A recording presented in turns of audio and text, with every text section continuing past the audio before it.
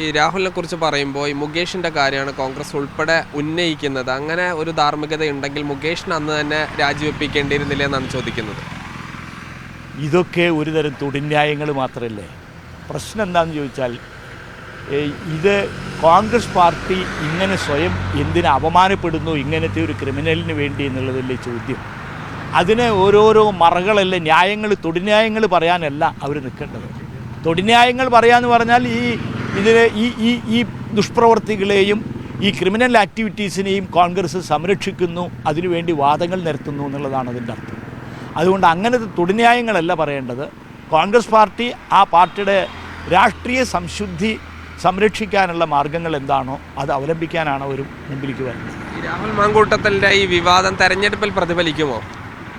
ഇതിൻ്റെ ഒരു കാര്യം എന്താണെന്ന് ചോദിച്ചാൽ, ഞങ്ങൾ ഈ തെരഞ്ഞെടുപ്പിൽ മുഖ്യമായിട്ടുള്ള ഒരു പ്രചരണമായിട്ട് ഈ വക അശ്ലീല കാര്യങ്ങളൊന്നുമല്ല പ്രചരിപ്പിക്കാൻ ഉദ്ദേശിക്കുന്നത്. ഞങ്ങൾക്ക് വേറെ നാട്ടിലെ കാര്യങ്ങളുണ്ട്.